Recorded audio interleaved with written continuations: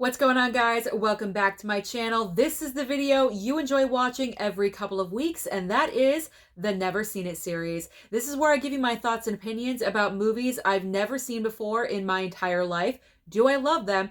Do I hate them? But most importantly, do I recommend them to you? There's always a best of the batch, and there's always a worst. Everything else kind of just falls in between. So before I get into showing you what I've been watching lately, if you are brand new here on my channel and you love to adore physical media and everything to do with movies, then hit that red subscribe down below, as well as that like button, but most importantly, that small notification bell so you don't miss any videos like this in the future. Now, we are in the month of October, and of course that means Susan has been watching nothing but horror films. So everything I'm going to show you is a wide variety of horror films. So which one did I love the most? And this one may surprise you because it's not a slasher. It is the Amityville Horror. Now, I say this may surprise you because if you're a fan of my channel and you've been watching a lot of videos, you know that in the horror genre, slasher is my favorite subgenre of the horror genre. I'm usually not gravitating towards ghost movies or haunted house movies. They're kind of just not my thing.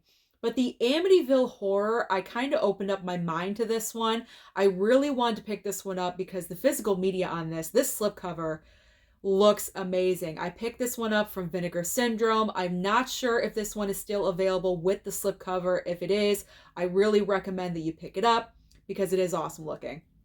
But this is an older title. I believe this came out in the late 70s. So I kind of knew it wasn't going to be full of jump scares. Like nowadays, everything's a jump scare to really get you on the edge of your seat. But I knew with this one, it probably wasn't going to be like that. And this was the perfect film for me as far as ghosts and haunted house. Like I said, not too many jump scares. Just the knowledge that this is based on true events is scary enough. I mean, this is the house of hell. Like, you would never want to be in this house, and to have it be a true story just really kind of makes you crawl out of your skin just a little bit. Perfect casting with James Brolin and Margot Kidder. She is beautiful in this movie, by the way. So gorgeous. So overall, the entire package of this film, the casting, the situation, the circumstance, not too many jump scares. This was a perfect movie for me to watch, and I highly enjoyed it. And my mom really enjoyed rewatching this one as well. She's been wanting to watch this one for a while, and we finally did, and we had a great time with it. So Amityville Horror is the winner this time. All right, let's move on to another winner that I had a fantastic time watching, and that is Frailty. Bill Paxton stars, also directed this one, with Matthew McConaughey as well. Now, I do have to admit, the movie gets going, and then kind of in the middle, it's kind of the same situation on repeat again and again. And I started to question, okay, where is this movie going? I was almost getting bored, but then the twists happen. And I say twists plural with an S because there's about 3 twists in this film. Now, I did see the first twist coming. I did guess that one, but there's 2 other ones that follow right behind it that I did not see coming. So this is one that really keeps you on the edge of your seat, and it's just an incredible watch. It's really well done. Bill Paxton did a great job directing this, and I had a good time with it. You hate to say you had a good time with a horror movie, but I had a good time with this, and I do highly recommend it if you have not seen it. All right. Let's move on to some Velveeta. We all need some Velveeta, but I'm not sure if I need this much Velveeta in my life, and that is Van Helsing on 4K. Now, I say this is Velveeta because obviously the entire film, the circumstance, the situation, the mediocre CGI in this movie, but the runtime. It's over 2 hours. It doesn't need to be that long. It just felt like it was taking forever. I mean, Hugh Jackman is the star of this film. He is Van Helsing. I personally believe he's better than this as an actor. I could see the temptation as an actor to play Van Helsing. That sounds kind of cool. But he's done better material than this. I mean, he's done Prisoners. That's my personal favorite performance of his. In Prisoners, he's phenomenal. Greatest Showman. Absolutely incredible. I've only seen him as Wolverine, I think, one time, so I really can't judge on that one. Don't judge me. But this one, you don't need it. You don't need it. It's not going to be the most rewatchable for me, maybe every couple of years around this time, but I'm not jonesing to watch it again tomorrow, if you know what I mean. So we'll just put Van Helsing off to the side. Next up is the Toolbox Murders on 4K. Now, when I picked this one up, I had no idea that this is apparently based on true events, and that is really scary. So the killer in this film, obviously his weapons of choice come from his toolbox, and his targets are people that are sinners. Sinners in a certain fashion in private, if you know what I mean. He thinks that they're filthy, so he decides that they need to just go. So that's what he's doing, like in this apartment complex, is just knocking off people, mainly women, left, right, and sideways. Then there's a kidnapping involved and a lost daughter. Like, there's 5 different storylines going on in this movie, it seems like. But it is interesting. It held my attention. But just the fact that it's based on true events, that's what's really... And I have a couple of those in this stack, I'm noticing, after I'm thinking about it. So that's what really captures my attention, is that at the very end, you get the last, like, scene of one of the victims walking away, and then all the information pops up. So the entire movie, I had no clue that this was based on true events, and then there it was right in front of me. So this was interesting. I recommend you get it, but wait for a sale on this one. I did pay, I think, around $35 for it, but you could wait on a sale. Like 25 and under, I would definitely recommend picking this one up. It's a decent slasher. It should belong in your collection if you like slasher films. Okay, next up. Chucky Season 1. I finally finished it, guys. I finally finished it. So my overall thoughts about the entire Season 1, really quickly, I enjoyed it. I thought they did a great job. Chucky looked great. The circumstances, it wasn't like a recycled material of the original Child's Play run. I liked having all the new characters, but also the old characters. Andy, Kyle, Tiffany, played by Jennifer Tilly, Nika, like all those characters came back for this project, and I really like that. It's everyone's embracing Chucky. They're not ashamed that they were in the Child's Play franchise. They're embracing it, and I just love that. Very much like how Jamie Lee Curtis embraced being in Halloween again. I think that's a great thing.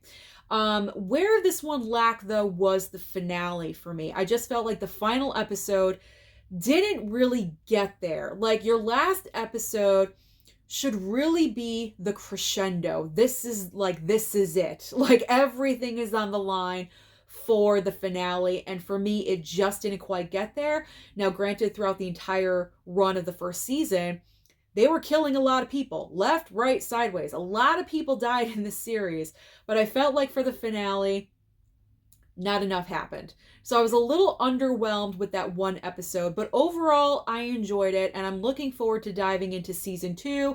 I haven't started yet, but I'm already kind of digging the complete 180 difference of the seasons, where I think Season 2 is more religious. We have a church situation, like a church setting. So that intrigues me. I've only seen the trailer for it, but it's looking pretty interesting. So let me know down below in the comments, are you watching Chucky Season 2? How are you feeling about it? And do you think I'm going to enjoy it? You guys know my taste. Am I going to like it? I probably will. Okay, next up. Another based on true events. I told you, I've been watching a lot of those. The Strangers. This one is scary. I've always wanted to watch this one, but I've always been afraid to watch this one because I know like the tagline at the end of the movie where they're like, why are you doing this to us? Because you were home. I mean, that is like so unnerving, because your home, your house is supposed to be the safe place. We get home from the outside world, we go into our homes, we close the door, we lock it behind us. We're supposed to be safe, right? Not in this movie. Definitely not in this film. I thought this movie was so originally done. It was great. I loved how the 3 intruders just came in and out of that home like ghosts, and they just did not know that they were there. the shots that they would do, close-ups of Liv Tyler and then having an intruder in the background with the mask on, freaked the heck out of me. But it was really well done. I enjoyed how everything went in this film. Obviously a sad situation, but Liv Tyler is the star. Even though Scott Speedman is the star in this movie as well, Liv Tyler takes this movie to another level. She is this is probably the best performance I've ever seen her do, because she has to get physical. It's an exhausting performance. I saw this in the special features, and she said she was exhausted doing this movie, and it really shows, because she's running around, she's got knives, she's trying to protect herself. I mean, filming a horror movie really takes a toll on your body. And you could tell she gave 100% to this, and I gotta respect that out of her. So Liv Tyler, definitely great in this film. I do recommend it, even though it's a very scary thing to think about. Home invasions just really unnerve me. Okay. The Addams Family. Da-da-da-da. Okay, I had to do it. This one is nostalgic. I can't even remember the last time I watched this one, but it's been a really long time. This is what should have been done to honor the Munsters, because I feel like the Addams Family movie is the perfect complement to the Addams Family television show. So to have the Munsters be done in such a way by Rob Zombie, he got his hands all over it and just messed it up. This is what should have been done for the Munsters. I love how they did this film.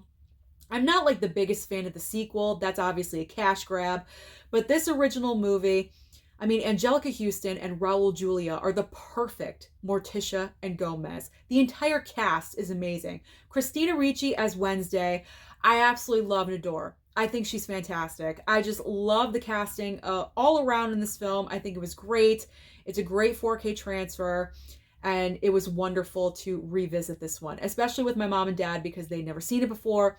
So definitely a great option for a family watch. It's not scary at all. It's, a little creepy here and there, but nothing that's going to frighten your children. So this is a great family watch for the month of October if you have kids.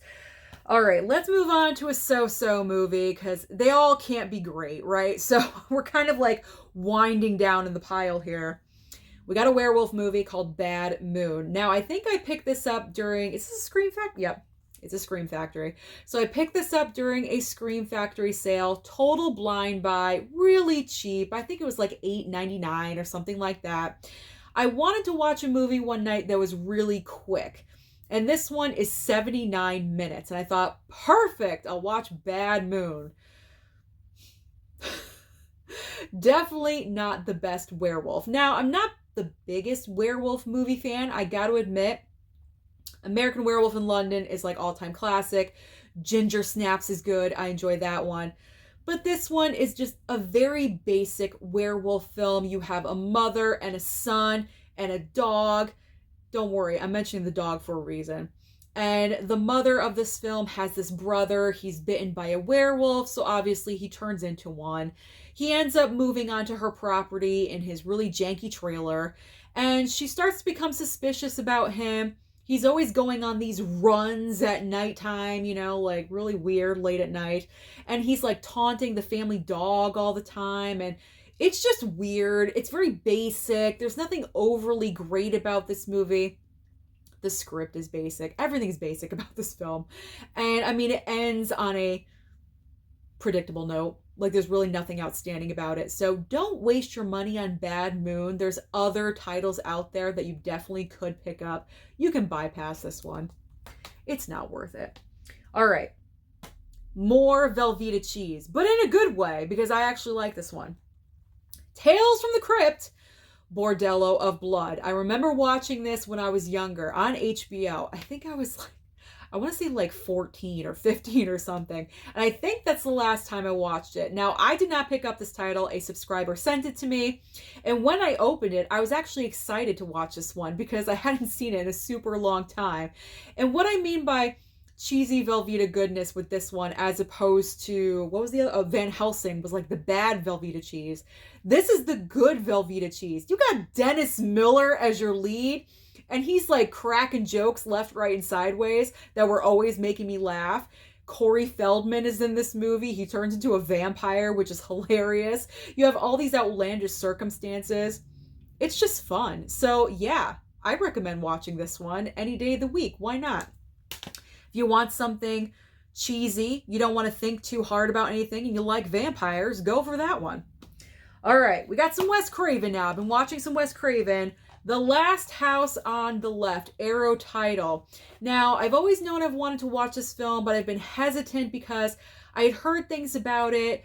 It's like very graphic, horrible circumstances, you know, violence against women. I was prepared. And I didn't know if I wanted to watch it with my mom or not, so I chose to watch this while they were away on vacation. And after I watched it, I'm like, what's the big deal? Because honestly, compared to the horror films and the stuff that we get nowadays, this is nothing. This is nothing. Now, granted, it's not nothing. I mean, stuff happens in this film, awful circumstances that happen to women in this movie, but it's nothing compared to what happens today. It's not really graphic. They don't really show anything. There is like kind of a respect factor, I guess, and Wes Craven was good with that. But I mean, this isn't a movie that I'm gonna be drawn to all the time. Like, if I'm gonna watch a Wes Craven, I'm watching Scream. Like, that's the number one movie I'm watching, or Nightmare on Elm Street. You know, this one, it wouldn't be the first one I'd pull off the shelf. So this one was just like, okay, it's not the most rewatchable one for me. Okay. Another Wes Craven, Deadly Friend. And I'm making this face because I pretty much feel the same way about this movie as I did about Last House on the Left. Now, I tried watching this one around this time last year, but unfortunately, Susan fell asleep. So I wanted to do a rewatch on this one. Kristy Swanson is in this, Buffy the Vampire Slayer from the original movie. So I'm like, yeah, I'm jonesing for this one. I want to see her turn to a zombie or whatever the hell it is. It's okay. It's like just an all right movie. Nothing, again, super fantastic, pretty basic. This was like very early Wes Craven, I believe. This wasn't getting into like iconic horror Wes Craven that we, like his legacy, you know, like, I don't know. Deadly Friend, it would be very low on my list if I was ranking the Wes Craven films, unfortunately. But I guess you could say if you are brand new into horror movies, this might be a good one for you to dip your toe in because it's not too overly scary. The circumstances are a little weird and wacky. It's not gory or anything like that, so that might be a good option for you. I like a little gore, what can I say? All right, let's move on to this. Dead Silence. Okay, the reason why I say to this is because, let me tell you something. If someone rang my doorbell and there was a box sitting there with no return address, with just my name written on it, and I open it and there's a doll inside, that's not coming inside my house, okay? Why these people brought the doll in, I will never understand. And that started everything. That kickstarts the entire movie. This is coming to us from Leigh Whannell and James Wan, the brilliant people that brought us the Saw movie. And I hate saying this, but it's kind of recycled material. Let me explain that. Because I was on the edge of my seat the entire time with this. There are some jump scares in here. This is kind of like a ghosty type of story, even though it's centered around dolls and figurines. But the reason why I say it's like Saw is because it's obvious that James Wan and Leigh Whannell really love their twist endings, because there's a twist ending in here, and we obviously know at the ending of Saw is one of the biggest twists in horror movie history. So they kind of need to like break out of that just a little bit. This is nothing compared to Saw. It's obviously its own movie. It could have been shortened just a little bit. I thought it was a little bit too long. What's the runtime? It is 1 hour and 32 minutes though, but it just felt like it was a little bit longer. But if you like some jump scares, this is a good one. This is a good one. I mean, if you're absolutely freaked out by dolls, I would not recommend this at all whatsoever, because you'll be creeped out for days. So, Dead Silence, not bad. I mean, considering I don't like dolls or clown movies or anything like that, I'm trying to get over that phobia. So that's kind of the reason why I wanted to watch that. That's the reason why I wanted to watch that. There we go. Blah, all meshed together. To kind of get over my fear, if you know what I'm saying. So I'm trying to expose myself to a little bit more of those items, so to kind of get over the fear. Let's move on. Let's move on to another Wes Craven, The Hills Have Eyes. Now, this is a 4K box set from Arrow that I've had in my collection for over a year now, and I finally just watched it for the very first time. I actually enjoyed this one. Out of all of the Wes Cravens that I watched, this was the one I enjoyed the most. Very horrific circumstances. This family is traveling in this RV, and they're going to this certain place, and the guy tells them, stay on the main road. Don't go. Do they listen? No, they don't listen. They go off the main road, and there's this, weird and wacky family that live up in the rocks. Are they cannibals? Are they cannibals? They're cannibals. They're like crazy. They're a crazy family, and they attack this normal family and, slaughter them. It's just a whole big mess and scene. But I really enjoyed this one. I feel like Wes Craven really got his footing when it came to this movie. Now, I'm not sure, like, the order of the films. I probably should have researched that before I did this video, but I feel like he was the best director with this film. I don't know. If anyone agrees with me, let me know down below in the comments. But I really enjoyed this one. I'm not sure how rewatchable it is because it is, it's not too gory. Is it even gory? I'm sure there's little parts here and there, but not too bad. I thought it was going to be way worse, and I was pleasantly surprised. So that one was good. We got 3 left, guys. Which one is the loser of the video? Not Train to Busan. This one was good. We watched this one the other night. This is one of the best zombie movies I have ever seen. And usually I don't gravitate towards zombie films, but I'm committed. I told Tony, he sent this one to me, and I said, Tony, I'm definitely going to watch Train to Busan this month. This has been in my collection for a really long time, so I had to watch it. Really had a great time with this one.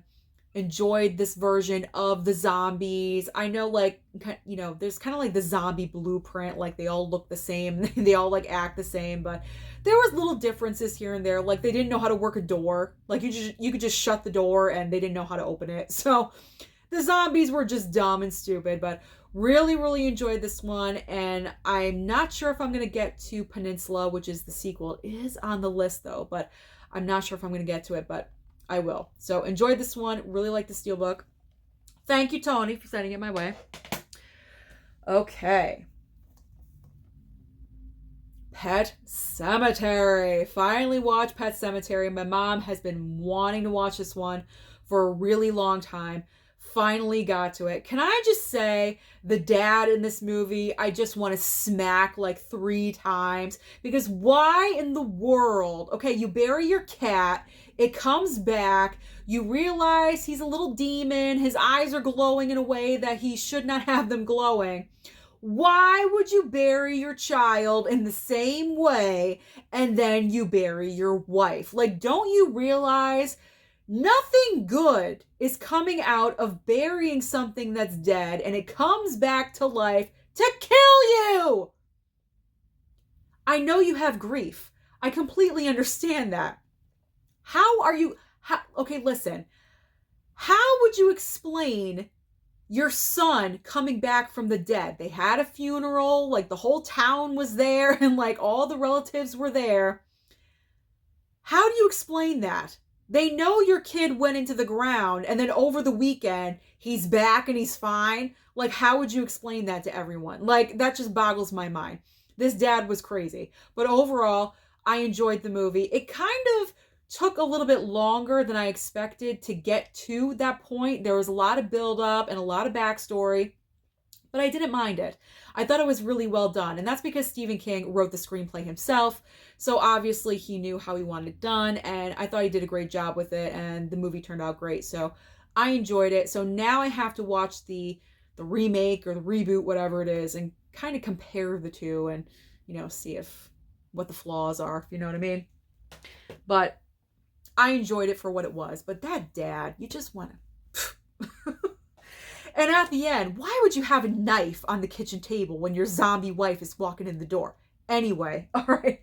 So which one is the worst of the batch? Okay. It's a Vestron title. It's a Vestron title. It was gifted to me by Jasmine. Jasmine, I gotta do it, man. It's Blood Diner. This one was so ridiculous and so bad. So I'm going to full on admit, yes, I fell asleep. Probably not even halfway through this film. But when you, and I'm laughing because the circumstances are so weird. So this movie starts off with, I guess, this killer, I don't know, going into the house, finding his two nephews, and I don't know, establishing that relationship.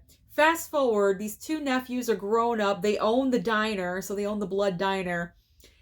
And they want to, I guess, honor their, I don't even know what they're doing in this movie. Like, they're digging up their uncle from the grave.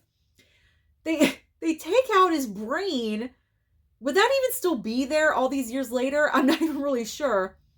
But they put his brain connected to his eyeballs. So you have this brain in a jar with eyeballs attached to it, speaking to the nephews and telling them that we have work to do.